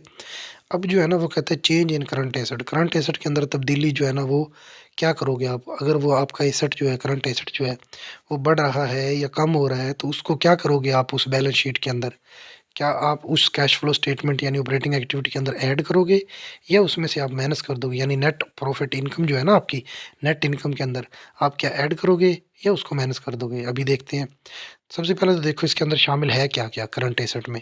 करंट एसेट में आपका अकाउंट रिसीवेबल है, इन्वेंटरी है और प्रीपेमेंट शामिल होती हैं। अकाउंट रिसीवेबल जो है ना वो भी एक करंट एसेट है, इन्वेंटरी भी करंट एसेट है। वो कहता है इन्वेंटरी अगर इंक्रीज़ कर जाए आपकी, ठीक है? इसका मतलब हुआ कि आपने ना सोल्ड देम उनको बेच दिया है, तो कैश आउटफ्लो में जब ये नया में फ़ुज़ूल में पता नहीं क्या कहते रहते हैं, इनकी कोई समझ नहीं आती। बस मैंने जो आप लोगों को बात बताई है ना वो ज़हन में रखना है कि लायबिलिटीज़ को ज़हन में रखना है कि एक चीज़ बढ़ रही हो तो उसको ऐड किया जाएगा। वो कब बढ़ती है कोई चीज़? जब उसको ऐड किया जाता है। तो यही ज़हन में रखो बस कि कोई चीज़ बढ़ रही होगी तब जब उसको ऐड करेंगे। तो यही ज़हन में रखो कि लायबिलिटी बढ़ेगी तो उसको ऐड किया जाएगा, लायबिलिटीज़ कम होगी यानी करंट लायबिलिटीज़ कम होगी तो उसको माइनस किया जाएगा। और जो एसेट है ना वो इसका अपोज़िट है। बस यही आप ज़हन में रखो, सारा कुछ यहीं पे सॉल्व हो जाएगा। तो अब करंट एसेट अगर बढ़ेगा तो उसको माइनस करेंगे हम। हालाँकि ये अपोज़िट है ना, करंट लायबिलिटी बढ़ेगी तो बढ़ी थी तो हमने ऐड किया था। लेकिन करंट एसेट बढ़ेगा तो माइनस कर देंगे, करंट एसेट कम होगा तो उसको जमा कर देंगे। तो ये याद रखना है। तो इसके अंदर शामिल क्या-क्या है करंट एसेट में? अकाउंट रिसीवेबल, इन्वेंटरी और प्रीपेमेंट शामिल होती हैं। सम फॉर प्रीपेमेंट्स के लिए, ठीक है? Same for prepayment. अब वो आगे कि व्हाई नॉट कंसीडर कैश? हम कैश को क्यों नहीं ऑपरेटिंग एक्टिविटी में लेते भई? करंट एसेट में क्यों नहीं लेते हम कैश को? वो कहता है cash is current asset, cash हमारा करंट एसेट है। We are making cash flow statement, हम बना ही कैश की स्टेटमेंट रहे हैं, इसलिए हम उसको एडजस्टमेंट जो है ना वो कैश की वो यहाँ पे नहीं लेंगे, ठीक है?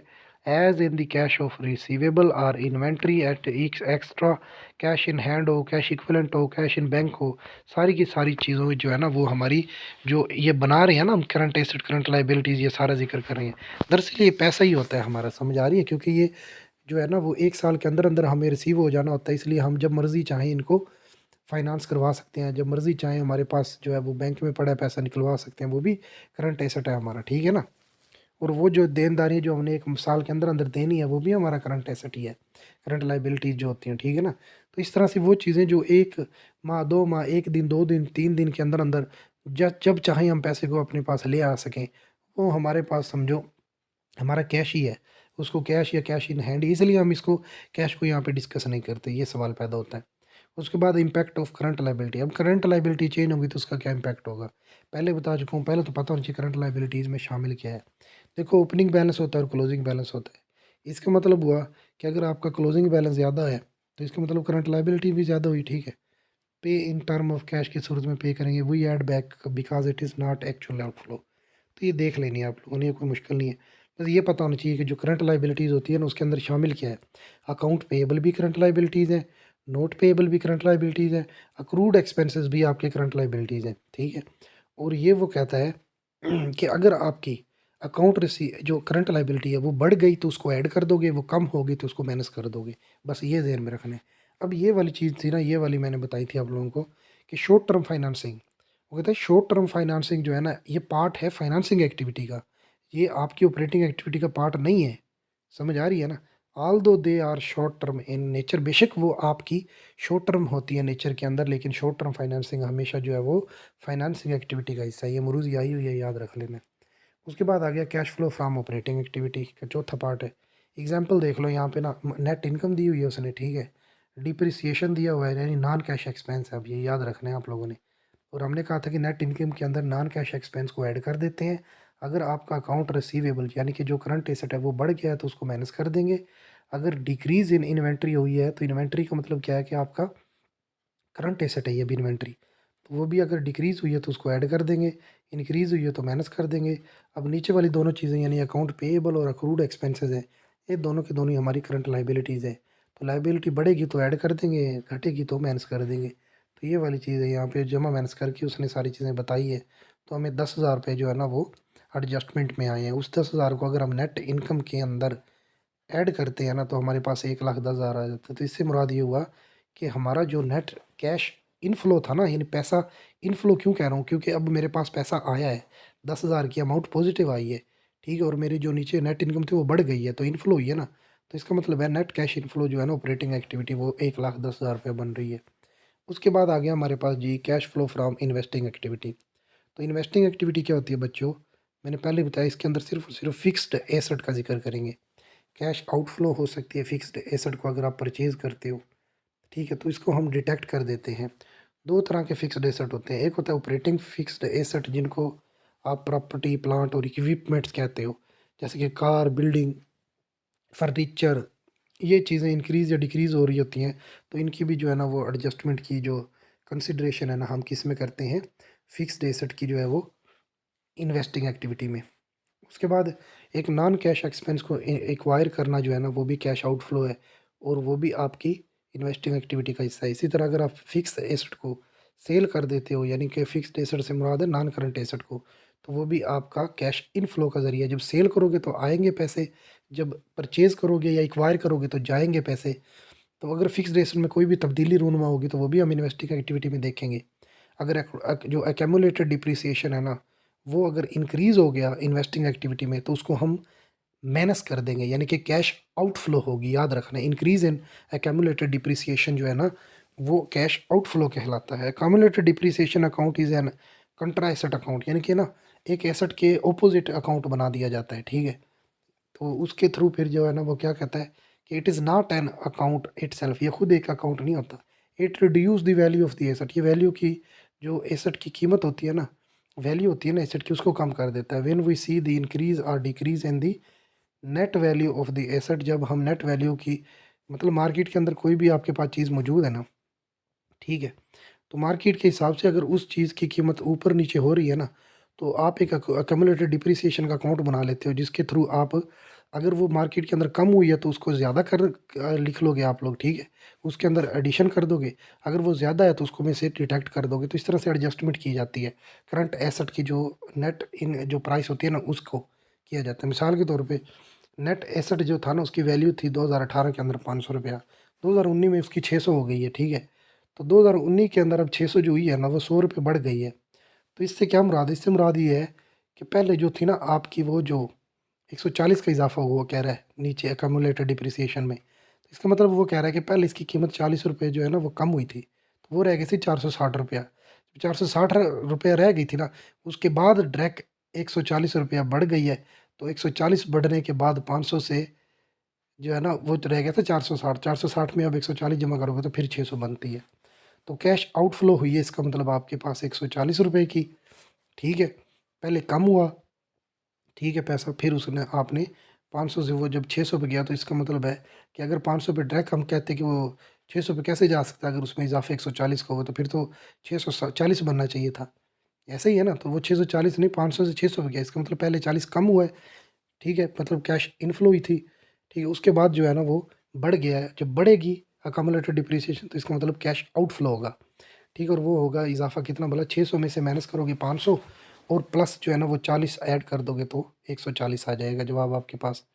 अब आगे it there was no accumulated depreciation account, we हम वुड थिंक, हम सोचेंगे कि $100 कैश फ्लो आउटफ्लो हैपेंड, कि $100 की ना कैश आउटफ्लो हुई है। अगर तो ओपनिंग बैलेंस ऑफ कैश का एसेट का 500 रुपये था, वाज डिक्रीज बाय 40, पहले वो कम हुआ है 40 रुपये, यानी 500 में से माइनस 40 करोगे 460 रह गया। अब इंक्रीज़ कर गया वो 460 से 600 पे, तो इसका मतलब 2019 के अंदर उसके अंदर जो इजाफा हुआ है ना वो 140 रुपये का हुआ। अब वो कहता है क्लोजिंग बैलेंस इंक्रीज़ का मतलब होता है कि आपका कैश आउटफ्लो जो है ना वो बढ़ गया है। ये याद रखनी है चीज़ें आप लोगों ने। जब भी अकामुलेटेड डिप्रिसिएशन जो है वो आपके एसेट की प्राइस बढ़ने से बढ़ जाए तो इसका मतलब है कैश आउटफ्लो हुई है। अगर वो आपके अमाउंट कम होने से कम हो जाए तो इसका मतलब है कैश इनफ्लो हुई है। याद रखना है, अपोजिट चीज़ है। बढ़ जाने से कैश आउटफ्लो और कम हो जाने से कैश इनफ्लो। अब आगे जी हमारे पास हमारा cash flow from investing activity. Investing activity के अंदर मैंने बताया भी था आप लोगों को, एग्जांपल देख लो। परचेज ऑफ लैंड, अगर आप ज़मीन खरीद रहे हो तो पैसा जाएगा भाई, ठीक है, मतलब फिक्स्ड एसेट है। परचेज ऑफ बिल्डिंग, बिल्डिंग खरीद रहे हो, फिक्स्ड एसेट है, पैसा जाएगा। सेल ऑफ इक्विपमेंट्स, अगर आपने कोई आलात बेच दिए हैं, ठीक है, तो पैसा आएगा। सेल ऑफ व्हीकल, गाड़ी जो है वो आपने बेच दी है तो पैसा आएगा। Increase in accumulated depreciation, accumulated depreciation के अंदर इजाफा हो गया है, जब इजाफा होगा तो कैश आउटफ्लो होगी, पैसा जाएगा। जब डिक्रीज अगर आ जाता तो हम इसको इनफ्लो कहते हैं और पैसा आना था। Purchase share of other company, दूसरी कंपनियों के शेयर को खरीदना, ये कैश क्या कहलाएगा, आउटफ्लो होगा। याद रखना आप लोगों ने कि बॉन्ड और बॉन्ड को सेल करना जो है ना, और शेयर को परचेज करना दूसरी कंपनियों के, ये इन्वेस्टिंग एक्टिविटी का हिस्सा है। पहले भी बताया मैंने, purchase share of other company, दूसरी कंपनियों के जो शेयर है ना, उसको परचेज करोगे तो पैसा जाएगा, तो आउटफ्लो होगा। अगर sale of bonds of other company, अगर दूसरी कंपनियों के बॉन्ड जो है ना उनको आप सेल कर रहे हो, तो फिर आपके पास पैसा जो है वो आएगा। तो ये देख लो अब आप लोग, मैंने बताया था ना परचेज ऑफ लैंड, परचेज करोगे तो आउटफ्लो आउटफ्लो आउटफ्लो, आउटफ्लो को हमेशा ब्रैकेट में ज़ाहिर किया जाता है, और ब्रैकेट में ज़ाहिर करने से मुराद है पैसे का जाना, माइनस, नेगेटिव। ठीक है, लिखा नहीं जाता लेकिन ब्रैकेट लिख दी जाती है। उसके बाद इक्विपमेंट्स बेच दिया तो पैसा आएगा, गाड़ी बेच दी पैसा आएगा। इंक्रीज इन अकमुलेटेड डिप्रिसिएशन जो है ना तमाम एसेट की, वो पैसा जाएगा, इंक्रीज आएगा, डिक्रीज होगी तो नेगेटिव होगा। Issue of long term date, ये भी याद रखना है अब आप लोगों ने, लॉन्ग टर्म डेट यानी वो डेट जो 1 साल से ज़्यादा अरसे के अंदर जो है ना, एक साल से ज़्यादा अरसे के लिए आप दे रहे हो, तो लॉन्ग टर्म का जिक्र ही हम हमेशा इन्वेस्टिंग एक्टिविटी में करते हैं। तो लॉन्ग टर्म अगर डेट आप लोग इशू कर रहे हो तो पैसा क्या होगा, जो है वो जाएगा। डेट, जब डेट हमेशा दिया जाता है ना, जब डेट इशू करते हो तो इसका मतलब आपने किसी को उधार दिए, और दी कैसे है, लॉन्ग टर्म के लिए, यानी 1 साल से ज़्यादा अरसे के लिए, तो पैसा जाएगा। अगर sale of bonds of other company, दूसरी कंपनी के जो बॉन्ड है वो सेल कर रहे हो तो फिर पैसा आएगा। ठीक है, उसके बाद जब जमा माइनस करोगे आपके पास तो ये 8,000 रुपये अमाउंट आ जाएगी, जो कि नेगेटिव और ब्रैकेट लगी हुई है। ठीक है, तो नेट कैश आउटफ्लो ही है इसका मतलब, फ्रॉम ऑफ इन्वेस्टिंग एक्टिविटीज़ है। अमाउंट इन ब्रैकेट के अंदर आर आउटफ्लो होती है, यानी नेगेटिव होती है amount. Amount without bracket are inflow, यानी पॉजिटिव होती हैं, वो याद रखना है। उसके बाद आ गया जी cash flow from financing activity. Financing activity के अंदर बच्चों क्या शामिल है, पहले भी बता चुका हूँ। सोर्स ऑफ फंड्स देखते हो आप, फाइनेंस के ज़रिए कौन कौन से हैं। तो ये सोर्स ऑफ फाइनेंस के अंदर इक्विटी, डेट और इंटरनल सोर्सेज, यानी आपकी कंपनी जो रिटेन अर्निंग कर रही होती है ना, वो वाली शामिल होती हैं। तो इंटरनल प्रॉफिट अर्न कर रही है कंपनी, वो इंटरनल सोर्स है आपका। ठीक है, तो वो कहते हैं source of financing are only two types के ही होते हैं दरअसल, एक इक्विटी होती है और एक जो है वो डेट होता है। तो कॉस्ट ऑफ फाइनेंसिंग क्या होती है जी, इन डेट के ऊपर आप क्या देते हो भला, डेट के ऊपर आप इंटरेस्ट देते हो और इक्विटी के ऊपर आप डिविडेंड देते हो। ठीक है, ये कॉस्ट हो गई। तो whenever we get a financing there will be cash inflow, जब हम फाइनेंसिंग करवाएंगे तो पैसा आएगा, जब हम रिटर्न करेंगे या part of financing that will be a cash outflow होगा। तो डिविडेंड जो है वो दिया जाता है इक्विटी की कॉस्ट के तौर पे, और जो इंटरेस्ट होता है वो डेट के तौर पे। अब फाइनेंसिंग एक्टिविटी के अंदर सबसे पहले देखते हैं इक्विटी जो है ना वो क्या करती है। इक्विटी के थ्रू हम कैसे पैसे ले सकते हैं भाई, कैसे हम फाइनेंसिंग करवा सकते हैं। इशू ऑफ कॉमन शेयर, वो कहता है अगर आप कॉमन शेयर को इशू कर देते हो तो उससे कैश इनफ्लो होगी। और कॉमन शेयर जो है ना वो इशू किए जाते हैं हमेशा के लिए, उनको कभी भी रिडीम नहीं किया जा सकता, ना ही कन्वर्ट किया जा सकता है। और जो प्रीफेड शेयर होते हैं वो रिडीमेबल होते हैं और उनको कन्वर्ट भी किया जा सकता है। उनके थ्रू पैसा जो है ना बहुत इनफ्लो भी होती है और आउटफ्लो होती है। कैसे भला, ये गलत लिखा हो उसने। जब प्रीफेड शेयर जो होते हैं ना, वो आप इशू करोगे ना, शेयर को इशू करोगे तो उससे पैसा आएगा, इनफ्लो होगी। ठीक है, ये सही लिखा हुआ है, बोले आगे जाके गलती की है, मैं बताता हूँ फिर। एक जगह पे है गलती, बच्चे ने मेंशन की थी, मुझे याद आ रहा था इसलिए मैंने बताया। अगर आप रिटर्न करते हो ना, शेयर इशू, आपने शेयर इशू किया था, अब उसके ऊपर आपने रिटर्न देना है यानी डिविडेंड देना है, तो कैश आउटफ्लो होगा, पैसा जाएगा। उसके उसी तरह जो आपके, एक तो ये हो गया कि कॉमन शेयर अगर इशू करते हो पैसा आएगा, ठीक है, ये भी फाइनेंसिंग का ज़रिया है। प्रीफेड शेयर इशू करते हो तो पैसा आएगा, ये भी फाइनेंसिंग का ज़रिया है। इसी तरह वो कहता है एडिशनल कैपिटल, क्या, एडिशनल कैपिटल जो होता है ना, यानी रेफर टू शेयर प्रीमियम भी कहते हैं इसको, ये भी कैश इनफ्लो का ज़रिया बनता है। ठीक है, इनके शेयर प्रीमियम जो है ना, एडिशनल कैपिटल की सूरत में अगर आप इशू कर रहे हो तो उससे भी पैसा आएगा। उसके बाद ट्रेजरी स्टॉक, अब ये जो यहाँ पे गलती की थी उसने, ट्रेजरी स्टॉक जो है ना, इसका मतलब होता है कि आप ना, कि अपने शेयर जो है ना उनको मार्केट की प्राइस के ऊपर ना परचेज कर लेते हो, और वो issue subscribe and paid up ही रहते हैं, यानी कि वो कैंसिल नहीं हुए, आपने उनको ख़त्म नहीं किया। तो जब आप ट्रेजरी स्टॉक को ख़रीदोगे तो पैसे देना पड़ेंगे, तो कैश आउटफ्लो होगा। जब उनको आप सेल करोगे तो पैसा आएगा, आप उसको जो है वो कैश इनफ्लो होगा। ये याद रखना, यहाँ पे उसने गलत किया हुआ है, उसने बाई को इनफ्लो कहा हुआ है, और जो सेल है ना उसको उसने आउटफ्लो कहा हुआ है। हालांकि सेल से तो पैसा आता है, वो तो इनफ्लो है, इस तरह देख लो। अब जब डिविडेंड होता है ना, वो भी पे किया जाता है, तो उससे भी आपका कैश आउटफ्लो होता है। इसी तरह जो रिटेन अर्निंग होती है ना, प्रॉफ़िट वगैरह को कहा जाता है रिटेन अर्निंग, वो आपकी ऑपरेटिंग एक्टिविटी का हिस्सा है, क्योंकि हमने पढ़ा है कि जो ऑपरेटिंग एक्टिविटी है ना, उसका हम ज़िक्र प्रॉफ़िट के साथ ऑपरेटिंग एक्टिविटी में करते हैं, प्रॉफ़िट की डीलिंग। तो इसलिए ये इसका हिस्सा ही नहीं है। Reserve are appropriation of profit, profit की एप्रोप्रिएशन जो है ना, यानी कितना प्रॉफ़िट तकरीबन हुआ है, इस चीज़ का नाम रिज़र्व है, और ये भी आपकी फाइनेंसिंग एक्टिविटी का हिस्सा नहीं है। रिटेन अर्निंग और रिज़र्व दोनों के दोनों, बस रिटेन अर्निंग जो है वो ऑपरेटिंग एक्टिविटी का हिस्सा है। उसके बाद आ गया हमारे पास फाइनेंसिंग एक्टिविटी। डेट के थ्रू कैसे करवाओगे? शॉर्ट टर्म बोरो करोगे आप लोग, तो आपके पास पैसा आएगा, कैश इनफ्लो होगी। इसी तरह जब उसको आप वापस करोगे इंटरेस्ट की सूरत में, तो कैश आउटफ्लो होगी। अगर लॉन्ग टर्म बोरोइंग करनी है आपने, ये याद रखना है, long term borrowing, short term borrowing और current portion of long term debt जो है, ये भी सारे के सारे कौन-कौन सी चीज़ें शामिल है आपकी फाइनेंसिंग में। उसके अंदर बताया था ना कि हम डेट पढ़ रहे हैं इक्विटी फाइनेंसिंग के थ्रू, इक्विटी पढ़ी है पहले, अब डेट पढ़ रहे हैं। तो इसके बाद long term borrowing, we should consider whenever the decrease in the long term borrowing is due to the transfer in the current portion of it is due to the payment. ठीक है, only payment amount is considered at outflow. भाई जब भी आप long term बोरो करोगे ना, तो पैसे आपके पास आएंगे, कैश इनफ्लो होगी। ठीक है, और जो करंट पोर्शन होता है ना, या is due to the payment की वजह से होता है लॉन्ग टर्म बोरोइंग का, वो भी इसी का हिस्सा होता है, और उससे भी कैश आउटफ्लो होती है। उसके बाद आगे हमारे पास बॉन्ड्स। फिर जब बॉन्ड्स आर इशूड, जब बॉन्ड इशू किए जाते हैं तो कैश इनफ्लो होती है। जब बॉन्ड रिटायर हो जाता है, उसके ऊपर पेमेंट करना पड़ती है, तो कैश आउटफ्लो होता है। Current portion of long term date, यानी कि बड़े बड़े जो लॉन्ग टर्म आप डेट दे रहे हो ना, उनका जो करंट पोर्शन होता है ना, तो ये तो हम पढ़ चुके हैं ना पीछे कि आप अगर आप मतलब कि इशू कर रहे हो लॉन्ग टर्म डेट, तो वो तो आपका हो गया इन्वेस्टिंग एक्टिविटी का हिस्सा। लेकिन अगर आप करंट पोर्शन जो है ना लॉन्ग टर्म का, उसका जिक्र करना चाह रहे हो, तो वो आपका लॉन्ग टर्म लाइबिलिटीज का करंट पोर्शन है, वो आपका फाइनेंसिंग एक्टिविटी में आता है। लीज़ पेमेंट क्या होता है कि payment of issue, lease, lease को अगर पे करते हो तो पेमेंट का मतलब ही आउटफ्लो होता है, बस ये पता होना चाहिए। उसके बाद आ गया cash flow from financing activity की एग्जांपल। वो कहता है लॉन्ग टर्म बोरो करोगे तो पैसे आएंगे, इनफ्लो है। अगर लॉन्ग टर्म बोरो की हुई चीज़ को पेमेंट कर रहे हो तो पैसा जाएगा। शॉर्ट टर्म बोरोइंग कर रहे हो तो पैसा आएगा। बॉन्ड इशू कर रहे हो तो पैसा आएगा। बॉन्ड रिटायरमेंट हो गया, उसके ऊपर पेमेंट करना होती है, पैसा जाएगा, आउटफ्लो है। इंटरेस्ट पे करोगे तो आउटफ्लो है। इशू ऑफ कॉमन शेयर जो है ना, इंटरेस्ट हालांकि पे इधर आता ही नहीं है, इस एक्टिविटी का हिस्सा ही नहीं है। सिर्फ और सिर्फ डिविडेंड पेड जो है ना, वो इसका हिस्सा है। रिटेन अर्निंग भी इसका हिस्सा नहीं है। देख लेना, वो यहाँ बताएगा, ये देखो, वो कहता है ऑपरेटिंग एक्टिविटी का हिस्सा है, ये भी ऑपरेटिंग एक्टिविटी का हिस्सा है। इसलिए जो चीज़ें परचेज़ की जाएंगी या बोरो की जाएंगी या ले पैसे आएंगे, वो इनफ्लो है, जो जाएगा वो आउटफ्लो है। जो जाएगा उसको ब्रैकेट में लिखते जाओ, जो आ रहा है वह डायरेक्ट जो है वो बगैर ब्रैकेट के लिखते जाओ, जमा माइनस करके जो अमाउंट आएगी। अगर पॉजिटिव आ गई है तो इसका मतलब इनफ्लो हुई है, अगर नेगेटिव आ गई है तो आउटफ्लो हुई है। अब आ गया जी cash flow statement direct method.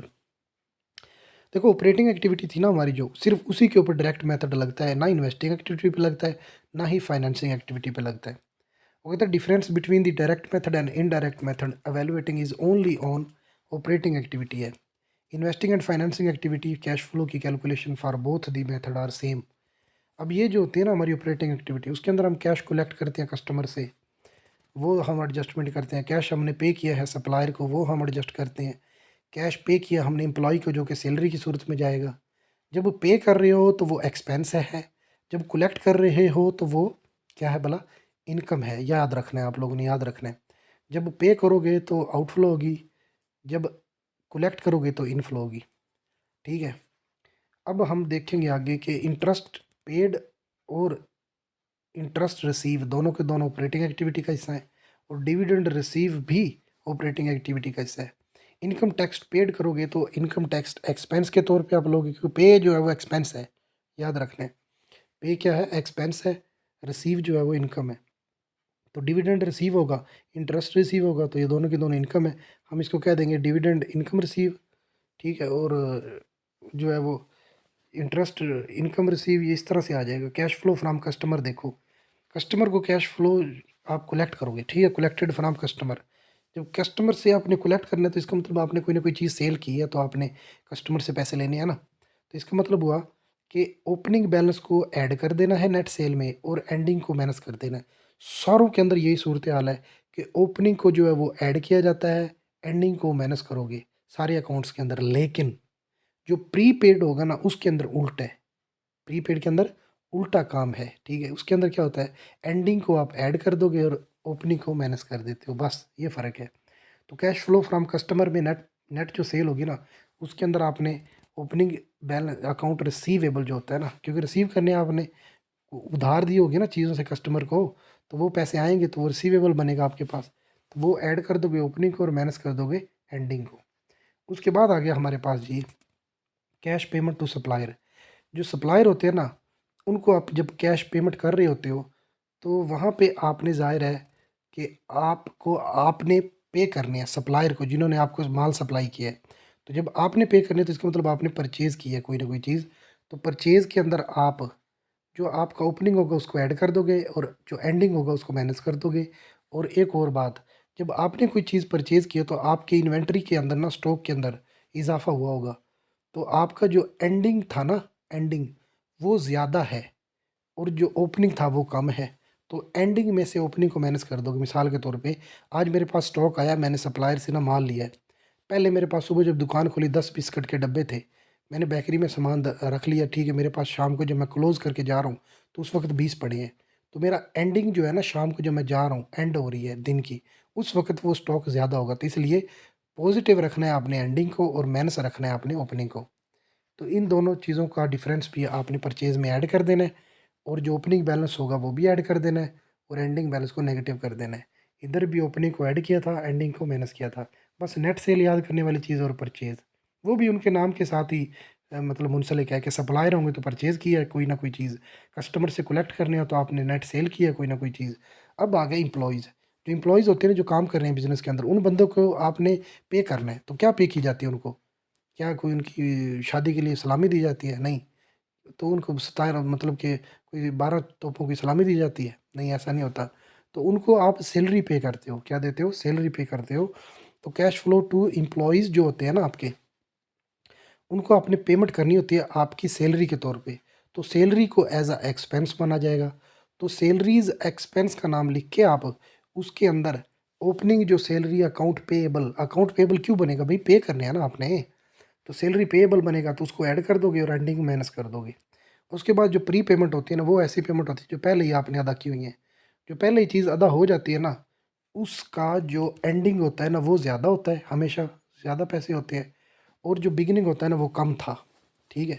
तो इस तरह से आपने ना अब बिगिनिंग को बस यहाँ पे नेगेटिव रखना है, एंडिंग को पॉजिटिव रखना है। ये वाली एक एक्टिविटी सारों से मुख्तलिफ है, बाकी सारे सेम है। वहाँ पे ओपनिंग को आपने जमा किया था, एंडिंग को माइनस किया था सारों में। लेकिन यहाँ पे एंडिंग जो है ना उसको जमा किया है और ओपनिंग को माइनस कर दिया, बस ये फ़र्क है। उसके बाद है जी इंटरेस्ट और डिविडेंड रिसीव। जब रिसीव हो रही है कोई चीज़, इंटरेस्ट हो या डिविडेंड, तो आपको एज़ अ पे पैसे आएँगे, इनफ्लो हुई है, तो वो इनकम के तौर पे आएगी। तो इंटरेस्ट और डिविडेंड इनकम के को ना के अंदर आप ओपनिंग को ऐड कर दोगे, एंडिंग को माइनस कर दोगे, बात वही है जो पहले हो रही थी। तो ये दोनों के दोनों रिसीवेबल बनेंगे। पैसा जब देना है किसी को तो पेएबल के तौर पे लोगे, पैसा जब किसी से लेना है तो वो आपने मतलब दूसरी तरह रहेगा, ठीक है? ये बात समझ में आ गई है? तो ये इनकम टैक्स के तौर पे अब ले लोगे आप, ठीक है? पेएबल के तौर पे जो है वो आप यहाँ पे देख लो, डिविडेंड जो है ना वो इनकम के तौर पे आएगा, तो उसके अंदर आपने ओपनिंग को ऐड कर देना है, एंडिंग जो है ना वो माइनस हो जाएगा। उसके बाद आ गया cash for interest payment. Interest की पेमेंट के लिए कैश क्या होगा? देखो ना, इंटरेस्ट पे करना है आपने तो एज़ अ एक्सपेंस मानोगे ना, तो वो क्या होगा? पेएबल बनेगा। मैंने पहले कहा पे करोगे तो पेएबल अकाउंट बन जाएगा, रिसीव करोगे तो रिसीवेबल बन जाएगा, ठीक है? अगर इनकम आ रही है तो इनकम कहोगे आप उसको, अगर जा रही है तो उसको एक्सपेंस मानोगे, ठीक है? सिर्फ़ एक ही सारों से मुख्तलिफ है, वो था प्रीपेड वाला।